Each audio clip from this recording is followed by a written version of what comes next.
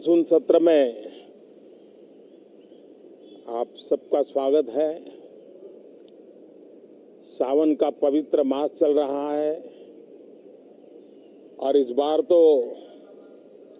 Double सावन है और इसलिए सावन की अवधि भी जरा ज्यादा है और सावन मास पवित्र संकल्प के लिए, पवित्र कार्यों के लिए बहुत ही उत्तम माना जाता है। और आज जब लोकतंत्र के मंदिर में इस सावन के पवित्र मास में मिल रहे हैं तो ये लोकतंत्र का मंदिर ऐसे अनेक पवित्र कार्य करने के लिए इससे बड़ा उत्तम अवसर नहीं हो सकता है। मुझे विश्वास है कि सभी माननीय सांसद मिलकर के इस सत्र का जनहित में सर्वाधिक उपयोग करेंगे।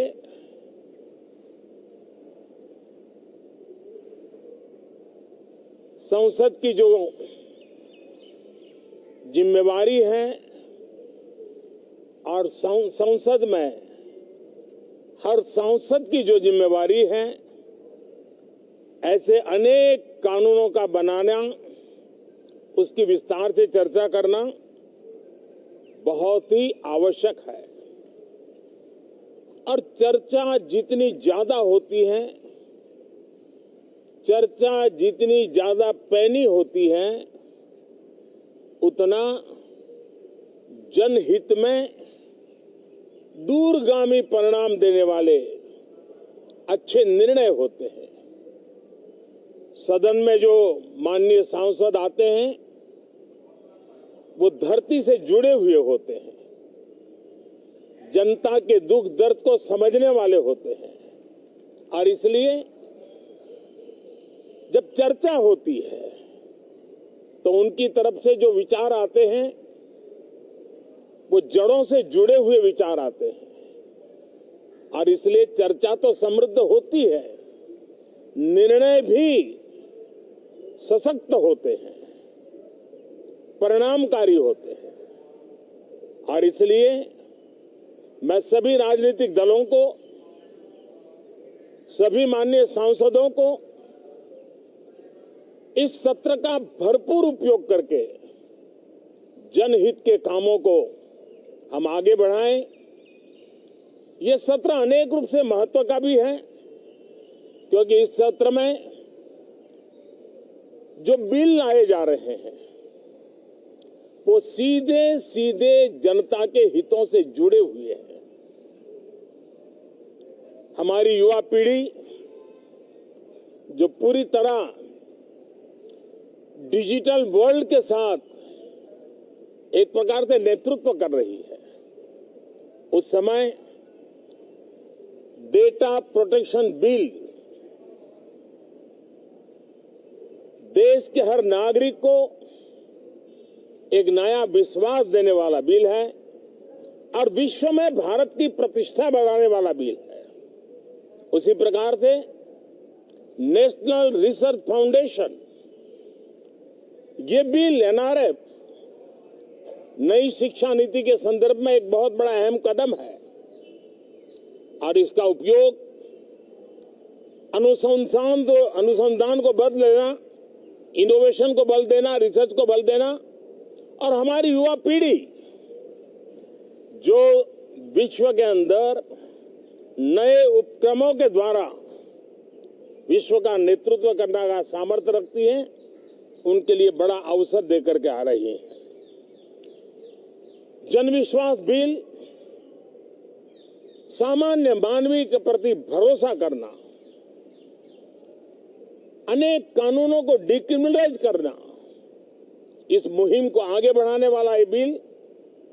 उसी प्रकार से जो पुराने कानून है उनको खत्म करने के लिए भी एक बिल में प्रावधान किया जा रहा है।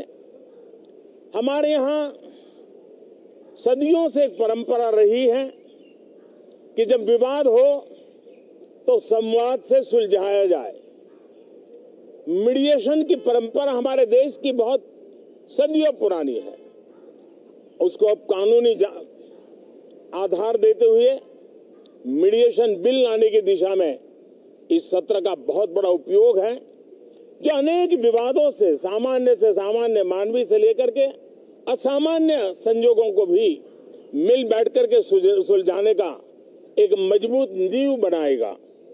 इसी प्रकार से डेंटल मिशन को लेकर के एक बिल जो हमारे डेंटल कॉलेजेस के लेकर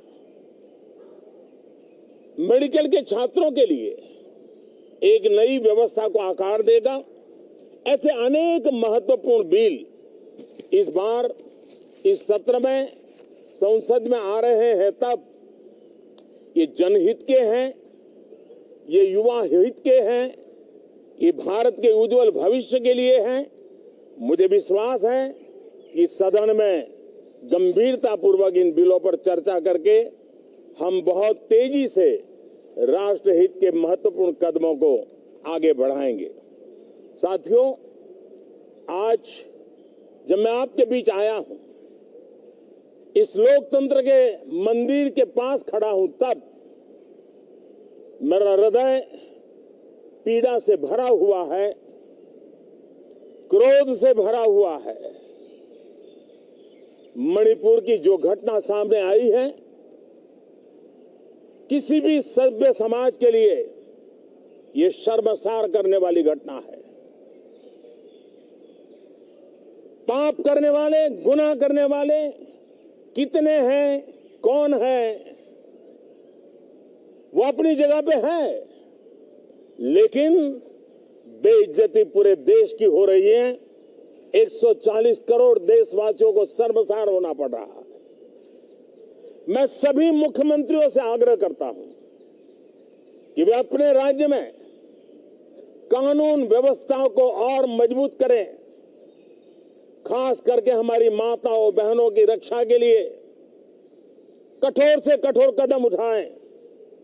घटना चाहे राजस्थान की हो, घटना चाहे छत्तीसगढ़ की हो, घटना चाहे मणिपुर की हो, इस देश में, हिंदुस्तान के किसी भी कोने में, किसी भी की राज्य सरकार में राजनीतिक वाद विवाद से ऊपर उठ करके कानून व्यवस्था का महात्म्य, नारी का सम्मान, और मैं देशवासियों को विश्वास दिलाना चाहता हूं, किसी भी गुनहगार को बख्शा नहीं जाएगा।